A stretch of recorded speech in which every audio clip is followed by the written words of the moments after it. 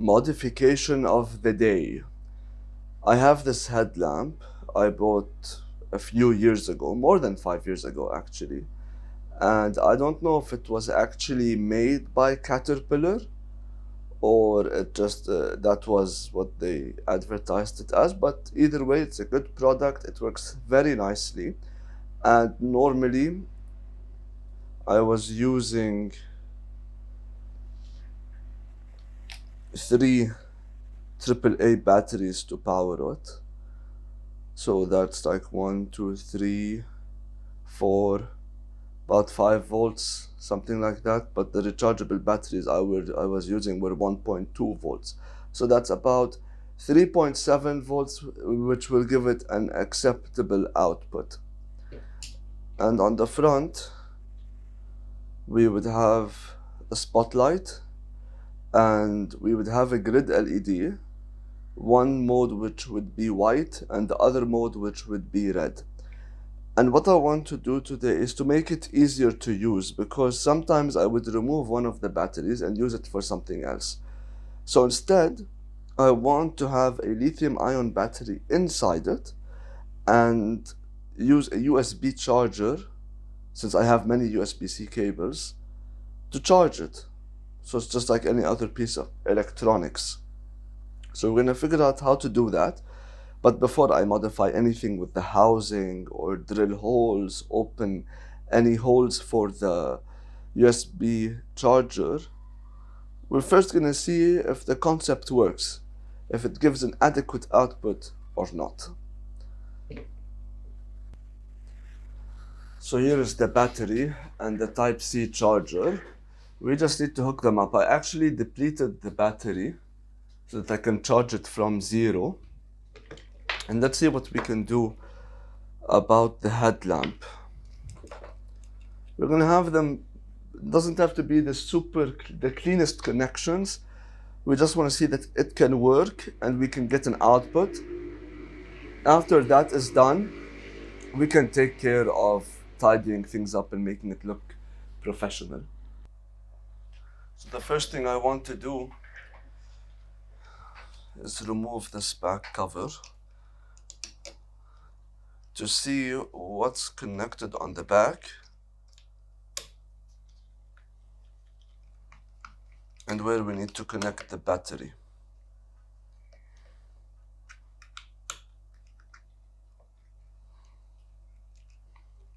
Okay.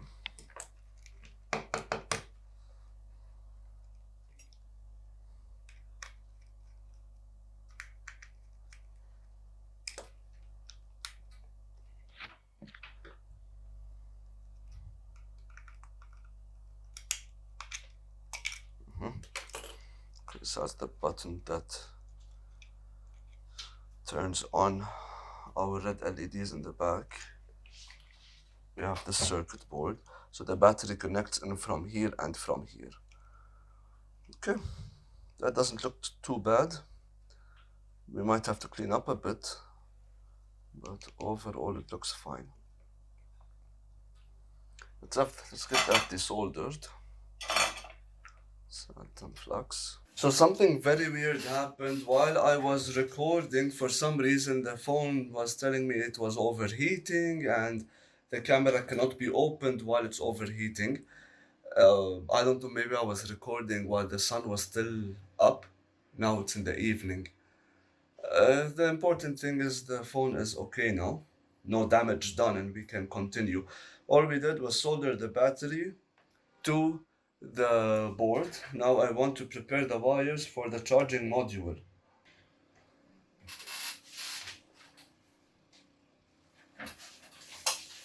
And in our case over here, let's put this aside, we don't really care about the charger side because that's going to be hooked up to the USB Type-C. We only care about the battery side, not the charger side. So let us get some solder on there.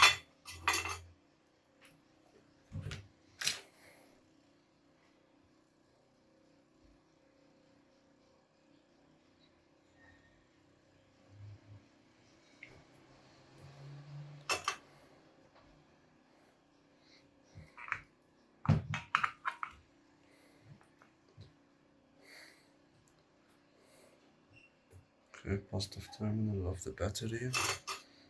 The positive terminal of the battery should be right here.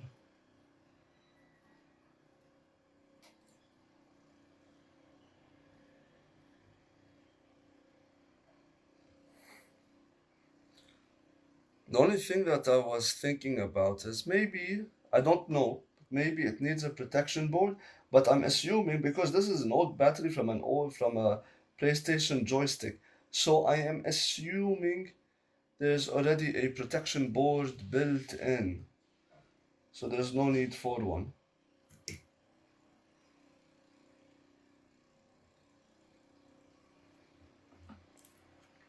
Notice I'm not giving that much effort for the soldering, that will come in later.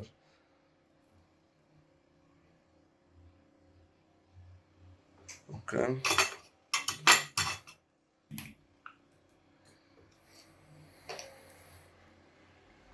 And then same story.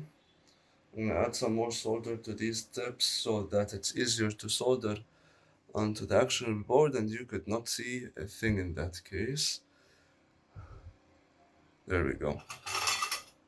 So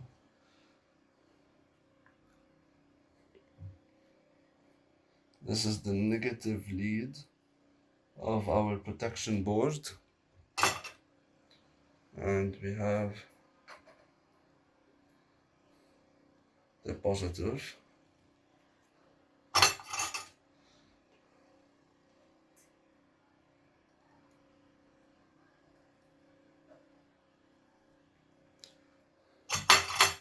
Okay, so those are ready.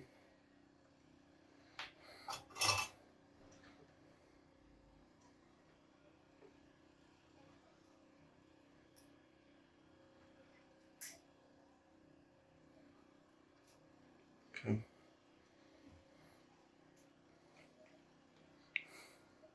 Then the negative. I think we might need a bit more solder on our tip so that everything sticks together a bit easier. There might be a possibility we might have to do like something a bit more dedicated. Well, let's just see step by step. So we have the charging connected to the board and the battery connected to the board. Now we need to get the actual unit.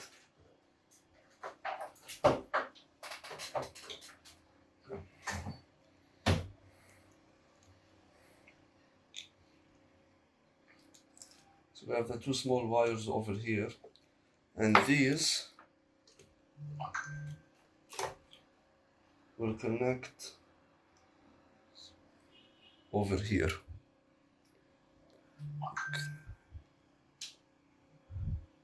There's the positive and the negative.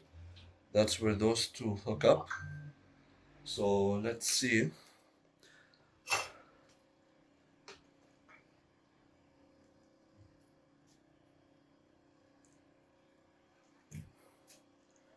How we can make this happen.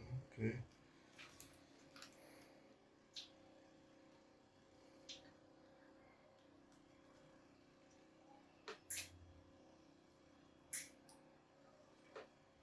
Very nice.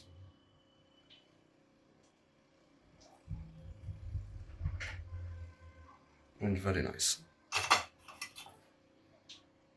Okay, so everything is secure. We have the unit connected, the battery and its charger connected. And now what I'm gonna do is I'm gonna hook it up to a USB charger, USB Type-C charger, and a USB tester to see how much current it's drawing and whether it's charging or not. Okay, I have a USB connected to the USB tester. We have about 5 volts. Nothing is being drawn because it's not connected. When I connect it, let's hook this up.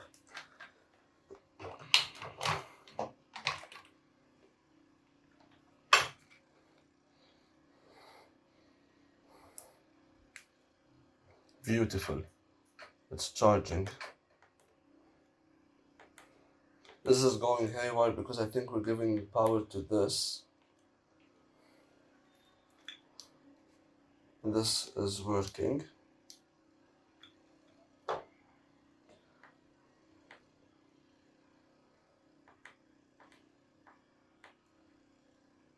We'll figure out this problem later. Why it's already blinking like that. It's not supposed to be blinking. So let us wait for it to charge a bit. This will turn blue when it's finished charging. Yeah, acceptable amount of here.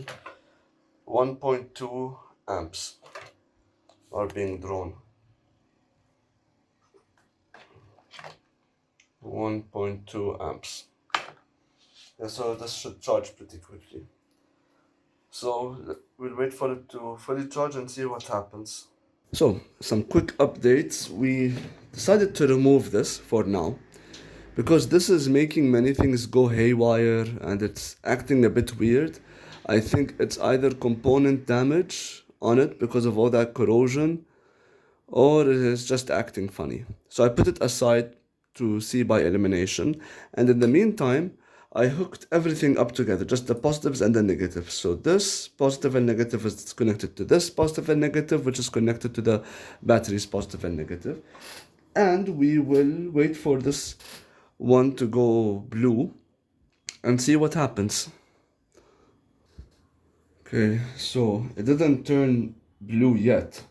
It's still red, so it's still charging.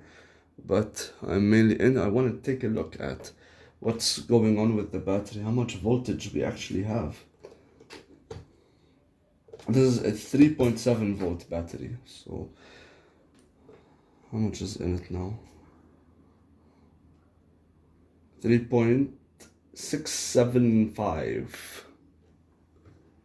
You cannot see the multimeter.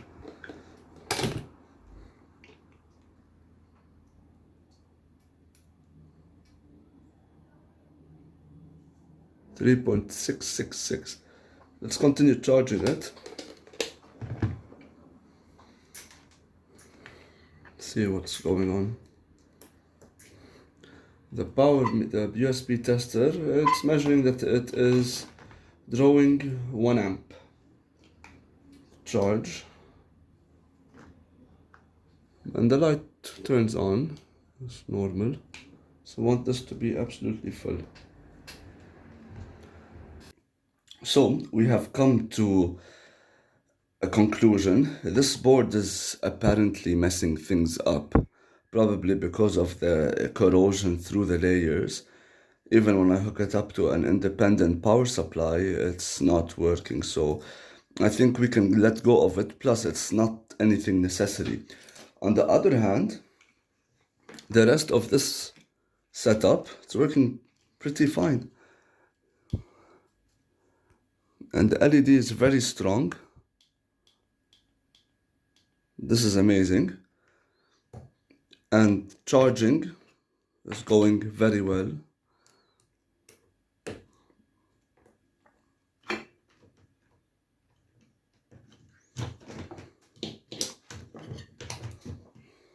Charging is going very well, and it's charging now somewhere between just below 1 ampere, 1 ampere maximum. So that's excellent. So I think we can start to tidy things up and make it an official circuit. Although I'm a bit reluctant to drill holes for this USB Type-C charger, because when everything is housed in here, you only have this cover, so it's easy access. I do not see a legit reason why to drill a hole. And very nice. I'm gonna see if I have some black heat shrink to cover the soldered parts. I found the last one that's this size, about 5 millimeters in diameter. Should be good. Let's see if it fits. If 1/2, perfect. Okay, so let's cut this in two. Yeah, that's good. Lovely.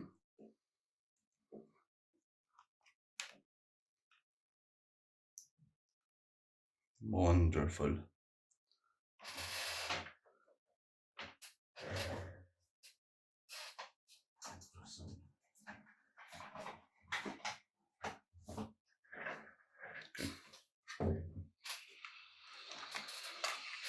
Apply some heat so that it shrinks.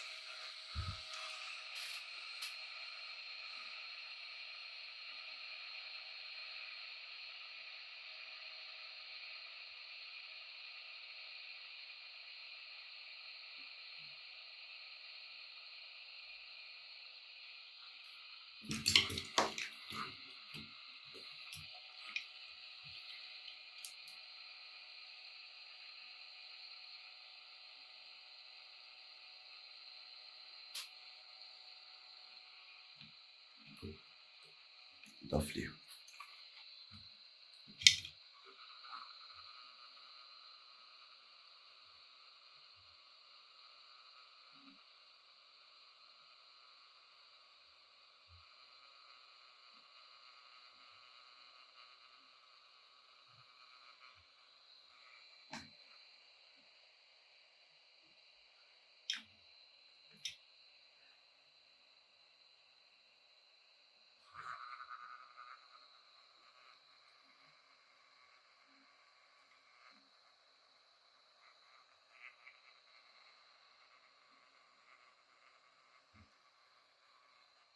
I think that's good.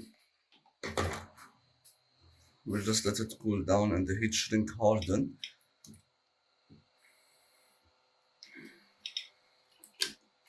You see it's working beautifully.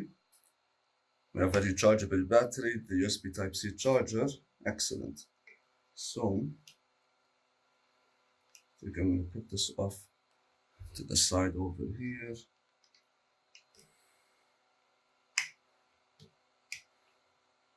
That will just sit over there. And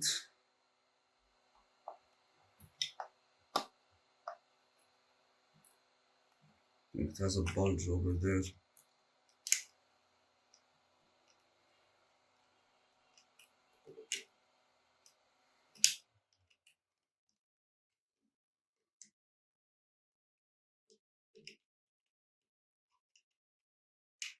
I'm not too concerned with the part that's picking up, but I think just organizing. Oh, lovely. That's nice and flat. I forgot to put the button there. We'll put it back in a minute, but it's all working beautifully.